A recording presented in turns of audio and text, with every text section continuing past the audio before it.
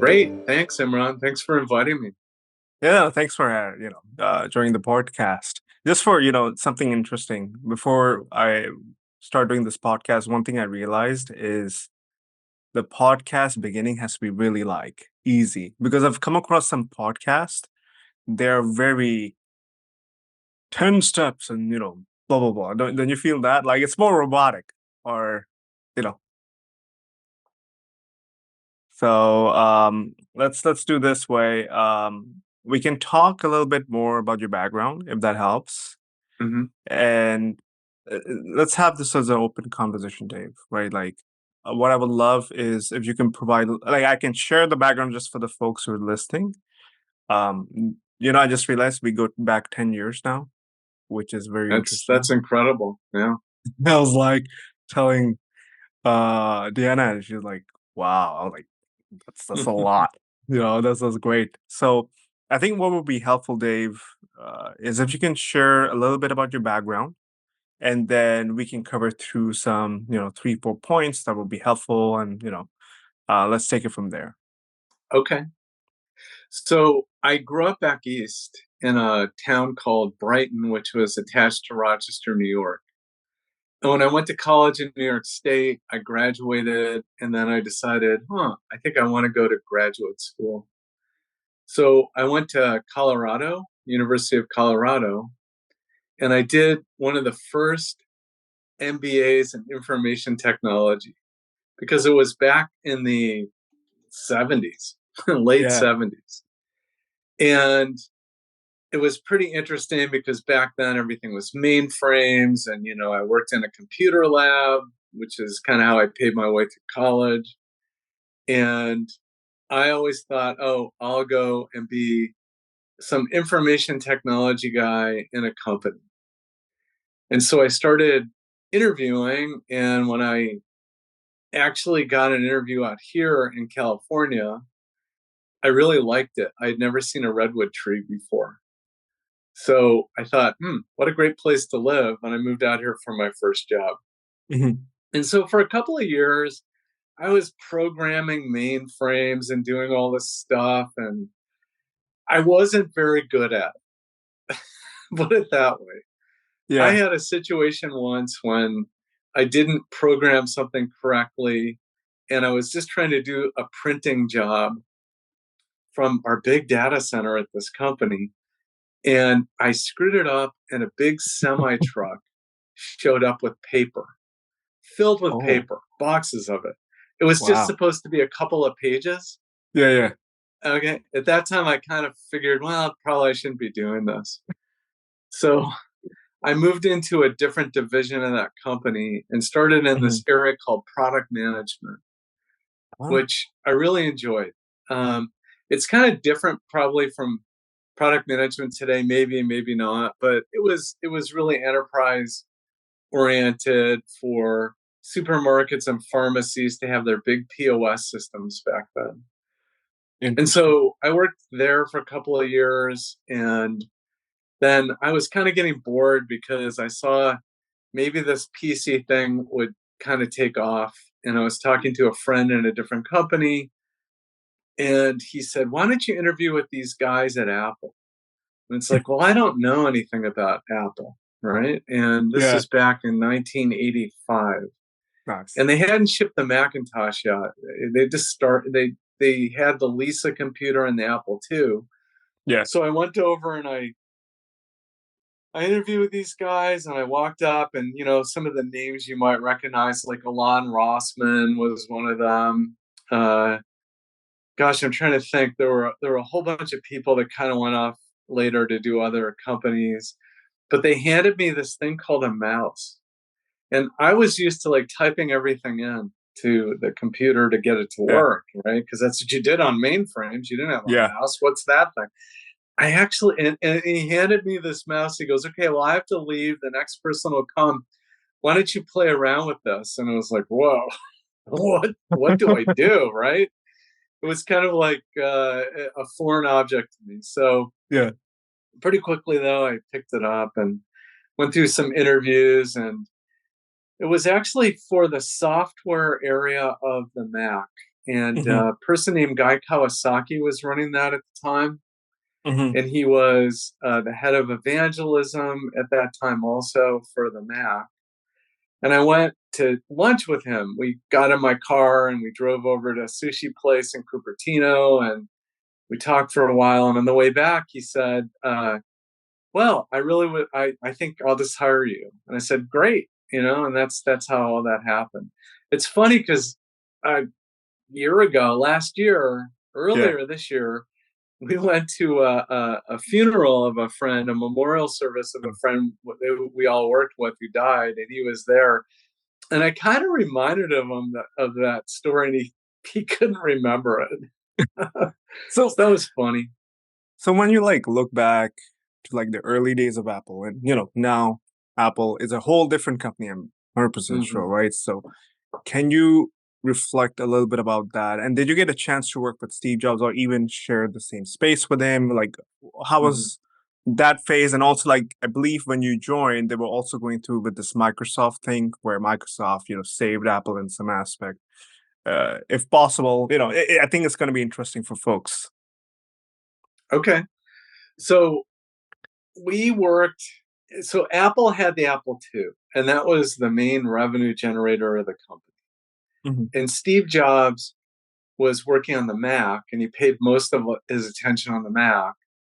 And they pushed him out into a series of buildings. There was a one-story building on Banley Avenue in Cupertino. It was kind of across the street from the main Apple campus at the time. And if you walked into the building, there was kind of like an entryway, and over to the right there was a grand piano, and then there was a hall of offices to the right, and Yeah. that was kind of like the design team, and Steve Jobs sat over there. Yeah. And then on the other side, there was us. There were the software people. I was the second Mac software product manager for applications. There was a guy before me. He was my first boss there, Joe. I remember him. He was really nice, very encouraging kind of person. And then I worked for a guy's team for actually a person named Kyle Mishima, who was also really great. And we I was there for a couple of months, and at the time, Steve Jobs got into an argument with the board over the Mac, and they let him go. And so I can remember this new guy. I was a new guy uh, and there were maybe 50 of us sitting around in that Yeah. lobby area of Banley. I think it was Banley 3. I can't remember exactly, but I can remember people would ask questions like, "Well, can we still talk to him?" Like they banished him out of Apple. Yeah. Can we still? Yeah, you can still talk with him. Yeah. And Yeah. some people cried. It was a very emotional time. So my interactions with Steve Jobs weren't that many. I mean, I talked to Hmm. him once in a while about a software thing or something like that. And software at the time, they were giving it away on the Mac because people weren't buying Macs. Yeah. And so the idea was to get a lot of software on the Mac because Microsoft was really at that time supporting the early PC. Hmm. Okay, and so what happened was they didn't have Microsoft Office. They had Word, and oh, one funny thing that happened I can remember because Yeah. they were putting stuff on the Mac. I can remember going into one of those secure rooms. It's almost like a government skiff Hmm. where there was a guy who came from Microsoft, Mike, and I can't remember his last name now, but he showed us the first version of Excel.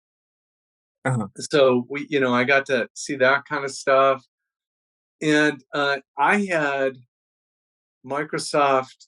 Uh, well, Microsoft had their stuff, Word, and then they put Excel on it. I Hmm. had Macintosh Pascal, programming language, Macintosh Basic, which we ended up killing because of Microsoft. Yeah. Mac Project, which was a really cool product. A lot of enterprises use it to do planning of projects. And I also had this funny thing on the Apple II, because we had to cut across stuff. Yeah. Super Pilot and Huh. Logo. So those are programming languages for kids, to be able to manipulate objects and learn about programming. Wow. And then one thing that happened, there were a couple funny things that happened. It's like at the time, Microsoft had a lot of power in the market, and we were kind of giving the software away when we first started. Oh, there Yeah. was Mac Write. I don't know if you remember Mac Write Yeah. and Mac Paint. Yep. Yep. Okay. Um, and so we were giving that away because that would make the Mac functional. It was a much better platform than the Microsoft stuff was, but Yeah. we had to give it away. Yeah. So what was funny was we had this Macintosh Basic, and if you remember, Microsoft Basic was a really big thing, Yeah. and that kind of made Microsoft, right? That was Bill Gates, right? He fiddled around with Basic, and that's kind of what put them on the map. They Yeah. acquired MS DOS, right? They Yeah. didn't build it; they acquired it. But what happened was we were about to ship this Basic, Mm. Macintosh Basic, and I can remember that what happened was Microsoft said that if we shipped that Basic product, they would pull all of their apps off of the Mac. Wow. So they pull Mac Word, and they pull Excel and other stuff they were working on. So they would Mhm. not support it. So I had to actually kill that product, which was Wow. really sad. It was from some developers at Dartmouth Mhm. that were working on it. It was really good. And see, back then you weren't always developing your own software. So like Macintosh Pascal was Think Technologies back then. Mac Project came from a developer named Steve and his wife Debbie. Just two people. I mean, it was kind of Wow. crazy back then. Two people developed these products, and so we ended up killing Macintosh Basic, and it was so sad because they were shocked. They ended up Mm. shipping it, which was a good thing, Yeah. but on their own. But they were really shocked, and the guy who was kind of their product manager on the other side, he was just he couldn't believe that it was happening. So then what happened was Steve Jobs was gone, and we were looking to acquire a database product. Mhm. So there was a French developer. They're still around after all this time. Um, Fourth Dimension, Oh. 4D, it's called. And he was like a 22-year-old kid, maybe 20, I can't remember. Uh-huh. And he had a million lines of code in his head. Wow. And I got that product. It was a database product, and it Mhm. was really good. And what happened with that was it was funny because he was the kind of developer you'd walk into his office, he came over from France, Mhm. and you'd walk into the office, and you'd say to him, Laurent, could Yeah. we just make this little change? We have to think about like how the interface works for X, Y, and Z. Oh, and he'd get really angry. No, no, that's impossible. No. And he'd take his keyboard and he'd smash it, and he'd Wow. break it. And on the keyboard would like break in half on his desk. And I'd walk out of the office, and the next day I'd go back and it was done. He'd have it What? done. So he was kind of a crazy guy to work with, but I learned I had to get a whole stack of keyboards, right? Because Yeah. because he would break his keyboards a lot, but he would do the stuff, and it was really great. So that was kind of a crazy time. And what happened with that product again? Microsoft. So Wow. Microsoft found out that we were going to ship it, and And then so they did killed it. another company called Ashton Tate, which had a software product called DBase, which was kind of one of the Yeah. biggest. It was the biggest database product out in the market at that time. Mhm. And so I can remember they flew some guy up from Ashton Tate to see this fourth dimension thing because they were thinking about buying it, I think. Mhm. and they put me in a room with this guy, and it was kind of funny, Imran, because what they he wanted to see it, and Yeah. I, as a product manager, I could not bring myself to do it. Right? I talked to the head of product at the time was Jean-Louis Gasset, who's now a venture capitalist. And he calls me up at really late at night and he goes, you have to show this product to them. They want to see it. I go, why? Why would I ever do that? Yeah. And he said, well, you just have to do it. And I said, well, if you can convince the developer that it makes good sense for them, because I'm their advocate, Yeah. then okay, right? So he did. He calls me back. He goes, I talked to them. Yeah, go show it. So here I am in a room with this other person from Ash and Tate, and all I could do is pull down the file, open menu, and I look at him. I go, anything else you want to see? Yeah. And he lost it. He lost it. And I can remember he was yelling at me, "You go get Kawasaki, we're gonna have your job." Yeah, he was going crazy. So anyway, I walk up to. I found out where Guy was. He was Hmm. up in the boardroom of Apple. So I walk over there, and I ask the admin there, I need to talk to Guy. I got to go in there. She goes, "Don't go in there. Don't go in there." And I said, I have to. Yeah. So it's funny because I open up the door and there's Bill Gates, Guy, John Scully, Jean-Louis Gasset, and Yeah. others, and they were all talking about what to do with the Apple software. Right? I couldn't stay for the meeting, but I talked to Guy and kind of resolved the issue. So later on, Imran, what happened was, Apple wasn't doing all that well. So Mm. enterprises weren't buying Macs. They Yeah. were buying PCs. A lot of that was happening. And a Yeah. lot of it was because of things like Excel, right? And so they weren't buying Macs. So Apple was starting to fail. And it literally had to borrow $100 million from Microsoft to survive. And I Yeah. don't think a lot of people know that, right? When they first shipped the Mac, it didn't take off right away. It took off Yeah. in different areas. Like they used to call it desktop publishing, Yeah. right? Which now would be like all the Adobe stuff or whatever, but just a Yeah. better way instead of like typesetting or whatever you were doing before, being able to create content like books or Yeah. pamphlets or whatever you did. The second area that did kind of take off was education. Hmm. And what they did in education is they literally gave it away.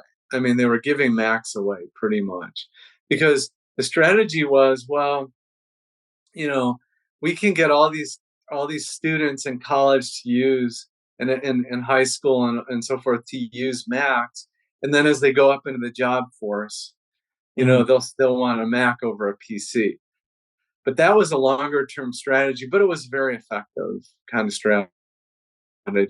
But yeah, Apple, I can remember, one of the things that happened when Steve Jobs was still there, I just started and the company wasn't doing that well. Yeah. And we went to the Flint Center Auditorium in Cupertino.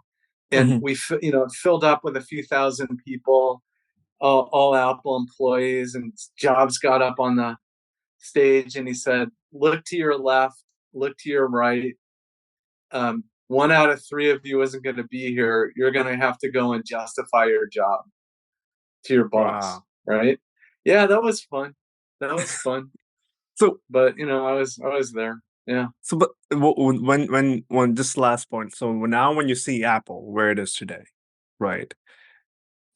You were inside. Of course, you don't work there now, but from Right. the outside, just if you can quickly tell us, or not like in a Mm. small summary of like how is it different? Like, is it vastly different from its business model, from its products as well, or the Oh DNA yeah. is the same, or Yeah, I don't know so much about the DNA because all the people that I know, there's maybe one person I know that runs the Apple Pay group, but the rest of them have left Apple over time. And I think the DNA is different. It really when Steve Jobs went and did what he did, and then he came back to Apple, right? The iPhone happened, and Apple Music happened, and that really changed everything, right? It really democratized everything on your phone. So people were using phones and iPads, and I can remember the first iPads that came out, and then iPhones came out, and it's amazing to me what you can now do working from your phone. I mean, literally, you don't need a computer anymore. Yeah. And I think for certain people they need computers, people doing design work, people that are, really creating documents and stuff that are more complicated. But really, most people just have a phone now. So I think Yeah. Apple's model has shifted to everything on your phone or your iPad, and that's different than my experience because we didn't have any of that. I mean, Imran, we Yeah. didn't have internet. Yeah, that's There true, was huh? no internet. I can remember getting a call from Yeah. an analyst at Gartner who wanted to talk to me about, Steve Jobs thinks that we're not going to use floppy disks anymore. We used to have disks that you Yeah, insert yeah. into the old Macs, Yeah. and that you load your software on. Yeah. And before hard drives even, and then hard Yeah. drives came in place. But this guy back in 1986, I guess, he was asking, Steve Jobs thinks that you're going to get all of your software downloaded over like a phone line. What do you think of that? So that was kind of the era. There wasn't the internet, which has changed everything, and now Yeah. really the device supports what you put up in the cloud and Yeah. how you use the cloud a lot better than before, I think. Yeah. No, it's interesting because I remember we used to have big ones. I don't know, they were called floppy, and then you had the small ones Yep. as well, right? Yep. And I would load my games, put that in, load the games. Those were the times, and then I saw the pivot towards disc, then became with DVD, and then so forth. Now it's all streaming, but Right. it's interesting how time really changes things. Speaking of changing things, Hmm. when after Apple, I believe you went did your own startups as well, right? So you've been successful in having multiple exits. So if you can talk a little bit more about your first startup, I think this will be helpful Hmm. for those founders today, like with the AI and stuff. Doesn't matter what industry, but I think there's certain framework and learnings, right? So if you can talk a little bit more about that Hmm. experience, and also Sure. talk about when you had your first exit, how did you feel? How was that experience? What did you do on doing next? Hmm. Okay. So the first startup actually was a spin out of Apple. So it was Claris. It was called Claris. Hmm. And um, I and a few other people wanted to buy all of the Apple software, all the application software, and start a company with it. And we tried to do it, but at the same time, the Apple executive staff and board wanted to spin out all of the software, and another group got it, right? We never even had a chance to present it. So, but I went with 10 to 12 other people. We were the first team of the Apple software that that created Claris. We didn't have a name for it, So my role there was to look at all the software out in the market and find products. So it's really funny because there was a company called Nashoba Systems, and they Hmm. had two products. They had a product called FileMaker and a product called PowerPoint. And I looked at it, and I was using FileMaker at Apple for other reasons, Hmm. and I really loved it. And I thought, wow, this would be a great product at Claris. So the president of Claris, he reached out, and he got them to come and talk with us. And the way it worked out was we got FileMaker, which is this Hmm. great database product, Yeah. and The other team was actually funding Neshoba by not taking the royalties, Hmm. and they went with Microsoft. So that's how Microsoft got PowerPoint, right? We could have potentially had it, but we did not get it. Yeah. So I ended up helping to launch that company. Back then, there were resellers for software. I don't know if you remember that, but Yeah. Yeah. companies like Egghead and things like Yeah. this. We had thousands of Apple resellers, but the uh, we had to get the resellers on board with a separate Claris contract because we were a separate company. So I did that kind of thing. So that was a big corporate startup. I mean, we had Hmm. millions of dollars to go start a company with. It wasn't kind of the ground up Yeah. startup. Yeah. We had products that were already working, but it was really great experience, and I could take that experience to other places. So my first kind of like startup that was a lot earlier stage with that was called American Information Exchange. Hmm. And I got recruited out of Claris by a recruiter, and I went and talked to these guys. And it was really interesting because there was a company next to a sister company. Both companies were funded by Autodesk, Hmm. and there was a company called Xanadu, and the person who created the word hyperlink was named Ted Nelson, and he was associated with that. There were a bunch of these like crazy, we're going to shoot rockets up. They were like pre Elon Musk. They were Yeah. actually trying to develop and launch rockets Wow. back in 1989. Hmm. So, yeah, they would tell me stories about how they would, take them down to like the proving grounds out in the desert, and they would Yeah. fire it off. They were big rockets, and they blow up on the pad, all the early stage stuff. But they had this object database that no one else had. Hmm. Xanadu was working on that. And American Information Exchange was the first, back then, website to buy and sell information, expertise, books, that kind of thing. So it was Hmm. pre eBay, pre Amazon. And Interesting. when I went to it, they were looking for somebody to help market and product manage it. And I pretty quickly realized, because modem speeds, we had dial up modems, Oh yeah. and we had DARPA. We had the DARPA system, right, which was basically the early internet, Yeah. and we had to like put a phone in a modem, and Oh it was like 1200 baud, right? And we were developing kind of a listing, and a way to browse. And it was funny because, in a really small startup, yeah. maybe it had 10 people, maybe a little more than that. The developers just sit right over there. Yeah. So it's like, wow, I'm trying to navigate through listings, and I'm going deeper and deeper, and I can't get back. Yeah. I can't get back, right? So I walked in the developer and I said, I think we need to put something, maybe like a back button. Can we put a back button on it? So like we actually were creating a browser and we didn't know it. Oh. And years Yeah. later, I saw Mark Andreessen. I told him that, but he was pretty frumpy, and he's like, "Nah, whatever." So, so anyway, that one, so that was an early stage startup. We were Yeah. going to launch it. We used to have to go to board meetings up at Autodesk, and at that time, I was working on how to share information using the same platform.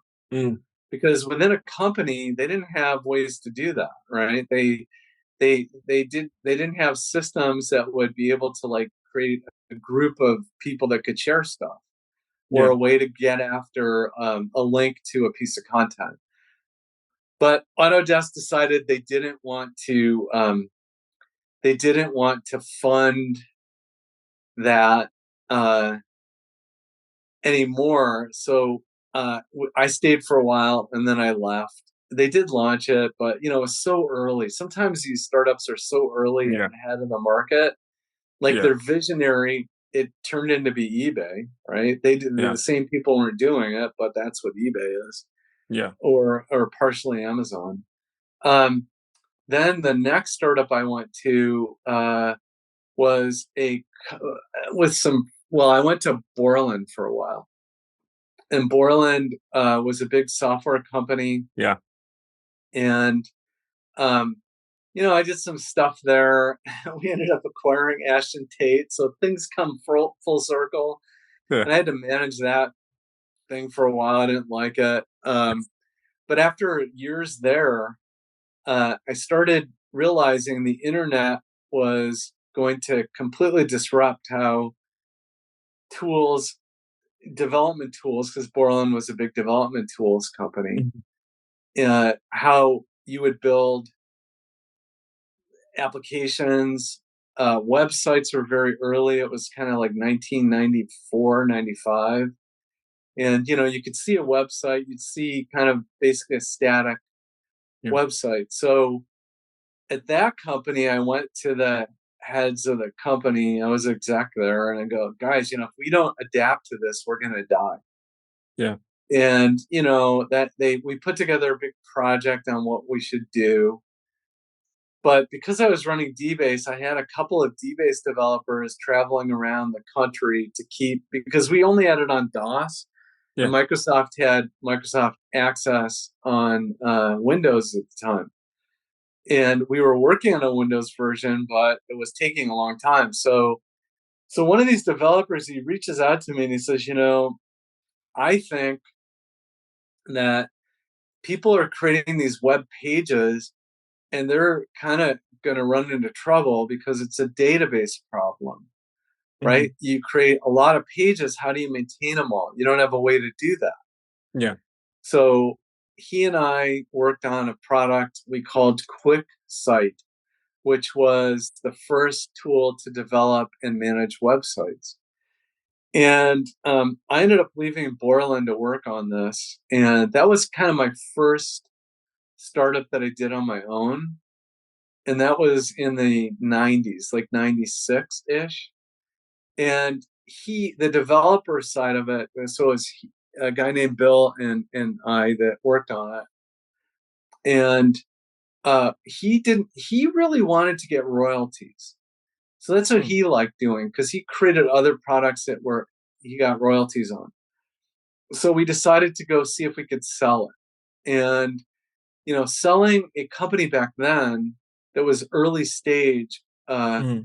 you know, so we went up to a place in Seattle called CompuServe, and they looked at it, they liked it, but they didn't buy it, right? And Yeah. so I gave Borland right of first refusal on it because I had to do that as an executive. They looked at it, they didn't get it, they didn't buy it. Yeah. There was a company down in Monterey, and they had a graphics product, but they Mhm. needed an internet play, and they ended up buying it. Right. So then I didn't go with that one. I decided not to. Sometimes you Yeah. decide not to, but you have an earn out, right? It Yeah. felt really good to sell it. Okay, that was great. And then I went to, I knew some other people at Borland, and one of my best friends wanted to create a company, and he wanted to do it around a tool to create e-commerce sites. Mm. And I looked at it and I said, that could be really interesting, but I wasn't Yeah. all that interested in doing it. Yeah. But I recruited another guy and from Borland that was the head of engineering for a product there that I worked on with him.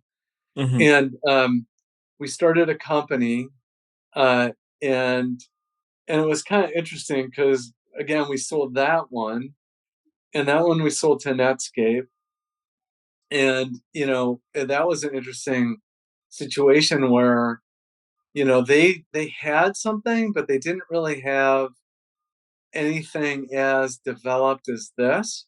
Yeah. So they basically bought it, and I got a bunch of stock, and I decided not to go because the stuff I would have been working on would have been really boring. So then I started with another really good friend, or well, they actually had a company to help um, startups and big companies decide where to head in Mhm. terms of what their product was. And that company was called Internet Research Group. Yeah. And, back when it started, I knew about it because I was close with the people running it. But they would get like kicked out of offices because, like, why do we need this internet? It was Wow. so early. Okay. So then the internet started taking off and, they grew. I Yeah. joined it and helped grow it. And so I had clients like Adobe or different small startup companies or IBM, it didn't really matter. Oracle. We had a bunch of clients. And so the funny thing was it was really kind of a technology we created to help startups and big companies really understand their product market fit better.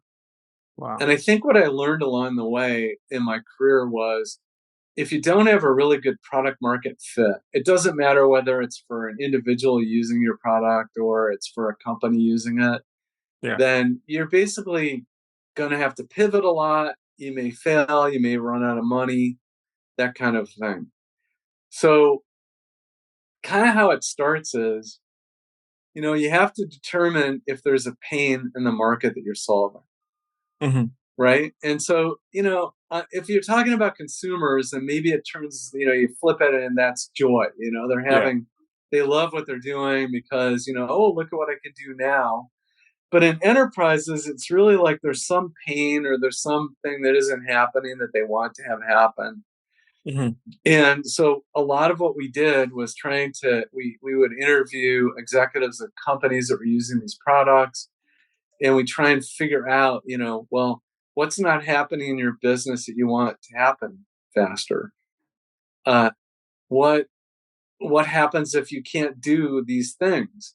And they Mhm. tell us stories like, wow, we could lose like $100 million, or Yeah. we could become uncompetitive and we would then not be able to do, X, Y, and Z. So if Mhm. there's pain, right, in these Mhm. companies that were, our client was trying to get Mhm. these companies to use their product, if we could establish pain, that was a good thing. So And then we called it need, right?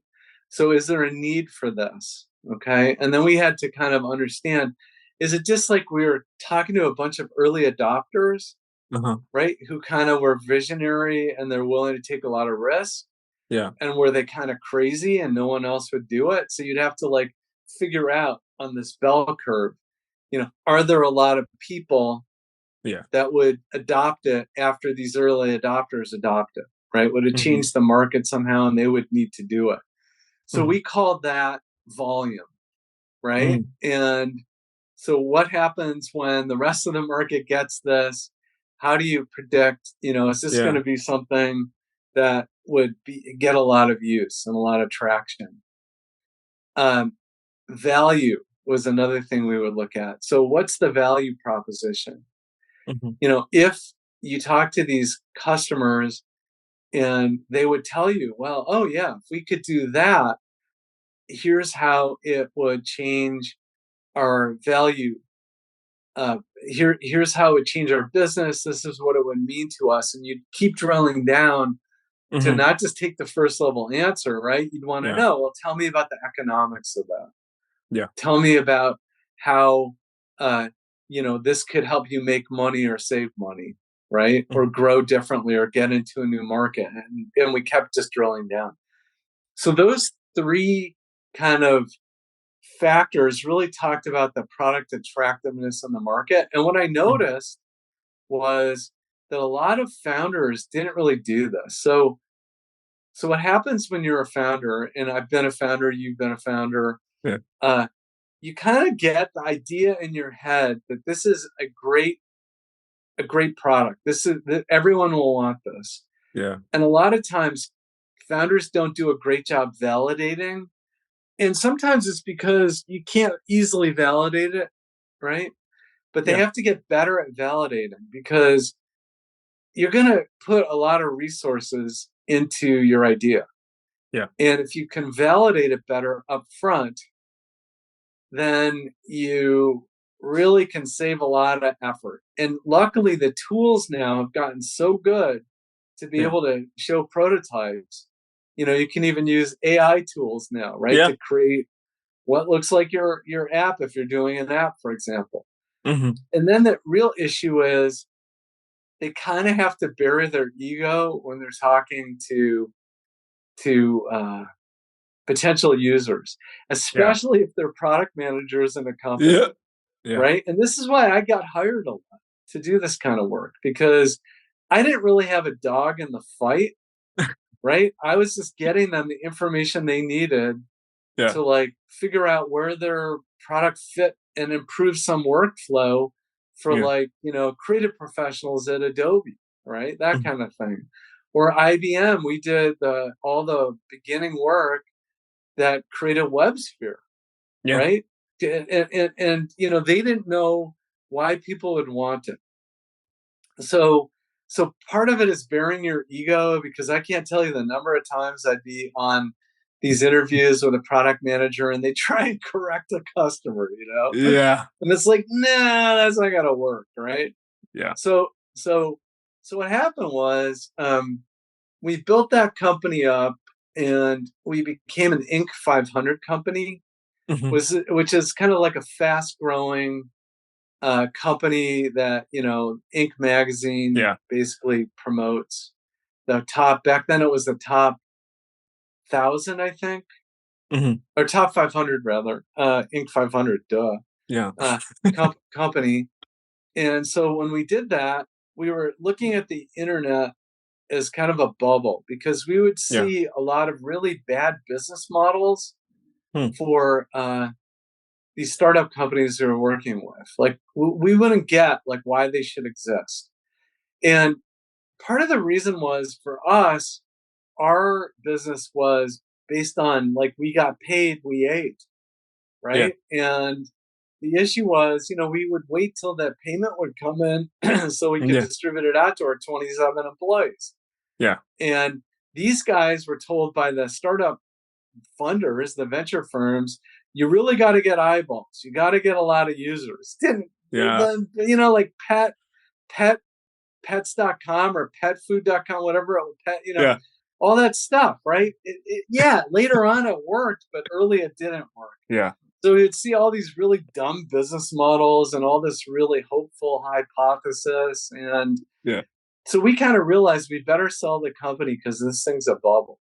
Yeah. And we sold it right at the peak of the bubble in March of 2020. And we Yeah. sold it to an analyst What firm called Jupiter Communications that then merged with an which advertising kind of when firm called Media Metrics. Sorry, you're going to wait. ask a question. Yeah, Yeah. yeah, you said March of 2020 or March 20th? Oh, I'm sorry, March 2000. Yeah, yeah. Okay. Well, a long time ago, March 2000. Thank you. Okay. So then, of course, the internet bubble burst, and that Yeah. all these startups went out of business. Uh, and that's I think something a founder should really be aware of. Like Yeah. these technologies go in cycles. So like for me, it was the early stage of personal computing and software.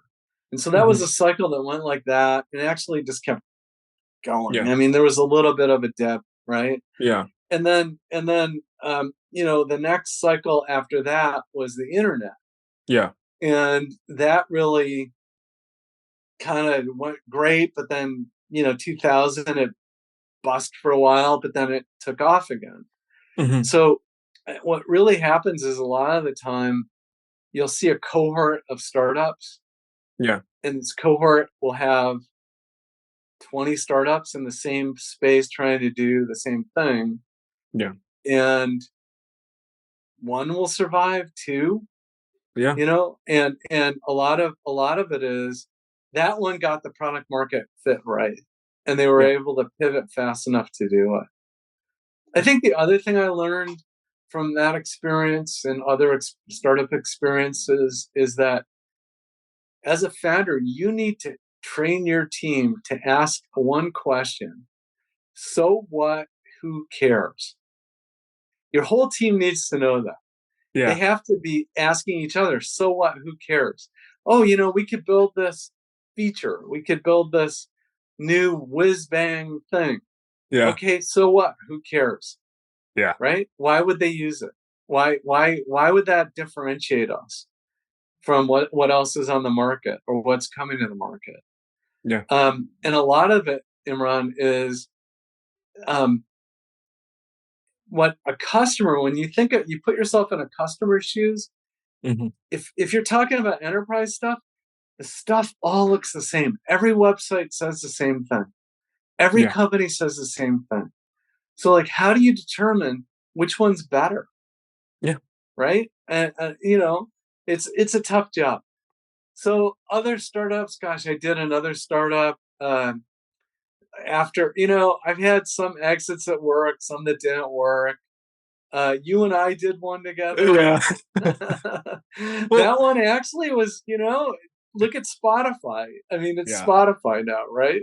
Yeah. But we couldn't get enough traction. I guess we learned you can't get people off Yeah. their existing social channels. And we If should you're a also startup founder, good luck doing that, we right? should also elaborate, right? So one avenue was a startup that we did, and it was basically about basically helping content creators to monetize their fans. I remember that thing that you came up with. And we saw OnlyFans, Patreon, Backstage by Justin Bieber. Gosh, there were like plenty of those, as you mentioned, right? So there's so many companies in the cohort, only few are successful. And our challenge was you cannot get people off the existing platform. So that didn't work. And by the time we were like, hey, we should go help these people, the Patreon style, it was already Linktree was taking over, LinkedIn bio, and the OnlyFans exists in a different realm, but it did the same thing. No, it's one of those things. To be honest, like even at work, your so what, who cares? I actually use it. It has helped me a number of times doing conversation with executive teams, also like with my engineering team, because sometimes there are some pitches that you come up with like the sales team in the business value meeting, they would come up and they're like, we want this kind of data to exist for the customer for build an audience. And I'm like, okay, that's good, but what are they trying to solve? You're telling me what you want, but you're not really telling me the problem that you're having, the kind of thing that you're trying to extract. Like they would not get into that depth. And so when I take this approach of what you have, so what, who cares? It really helps outline why does it matter? What's the problem? And how is it going to provide value? I think that's the kind of conversation that a lot of PMs do really miss when I even work with them. But no, you reminded me of one avenue, and it's like, wow, it's one of those things. But I have one question, Dave. So, and then we can move a little bit towards, the biggest learning that you already shared your biggest learnings, but I think people would want to know is who are, there's Gen Z folks who are entering into their career right now or like in the workforce, right? And then you've also seen a lot of layoff during 2023 as well, right? So some advice for those folks. But before we get into that, when you had your first or when you had a good exit, what was the thing that you did? I think it's something very intriguing to ask. A lot of people I know they would do something. What did you do when you had your exit? Oh, that's funny. So, you know, I always thought maybe they weren't real Yeah, because I always had to do an earnout, yeah, and an earnout takes a year. mhm, And what will this be like in a year? yeah. So I basically bought a new set of tires for my car. Nice. I thought maybe I'd retire. Yeah, Kind of never happened. Sometimes you would get stock in this acquisition, and it would be way up here, and then it would yeah, go way down. So I've been through that a number of yeah, times, and I've had some good ones too. But frankly, I think my advice to someone who's just entering the job market yeah. is, you can't anymore expect loyalty from companies because things have, honestly, I don't really know if you could as much uh, Mhm, when I started working either, but but now it's pretty acute because so much of everything is shifted to online Yeah. that, these things can still run with or without you. Yeah. Uh, and and I think what happens is when, especially during the pandemic, companies made some really big bets. The pandemic companies, thinking that everything would continue to grow the way it was, Yeah. and then it didn't. So I think my advice is you have to constantly build your skills. That's like really important. And there's this value equation between your employer and what they're giving you in terms of building your skills and what you give them, Yeah. right? And I always found that I used to have this saying, you have to be careful on who you're going to make rich, because if you're really good, you're going to make people rich. Yeah. And that's fine. That's Yeah. fine. But are you going to participate in that? And it's not about money all the time, right? It's about Yeah. having an experience that you feel like you're growing. Yeah. I think these days work-life balance is a lot different than when I was doing startups. Yeah. And I think, still, if you're a startup founder, you're going to work crazy hours anyway. Yeah. But that's a challenge, right? With people working today, it's like, Yeah. what's the work-life balance? No, this is a good one, and I think this would be something that I think people who are listening and watching this, they should take this away. You are right that things are now very different, though. Um, and when it comes to loyalty aspect, I've seen it firsthand as well. Like, basically you're high, like they're like someone like me. So when I work for a company, and you know this, I give them the extra mile, even when I'm traveling for vacation, is because I believe in the product. I do see there's a big value. And there's a sense of someone who's an ex-founder. I will be honest, the one thing with me is I want to give more because I want to see my name to that Hmm. thing next. Right? Because you make it successful for the company and everybody, But as for the companies, they don't see it that way. They're like, hey, a head count, get your job done, game over. We need you to don't need you. And I think the workforce people who are entering or who got laid off, I think one thing that's going to help, as you mentioned, it's going to re-enunciate is like building your skills and new skills. Like if you're not into AI, learn it. The hype cycle has not even started yet. It's just catching up, those things. And I think there's a lot of things that people can learn. But on that Yeah, end, Dave, thank you for joining this podcast you're session. welcome. I would love to have you again on a different note, probably about some other trends we can talk about because you have a lot of one thing I really didn't get to ask is about the loyalties aspect, but I think that's a question for another day. But yeah, thank you for joining the Oh, you're podcast. welcome, Imran. I really enjoyed it. Thanks. Thank you.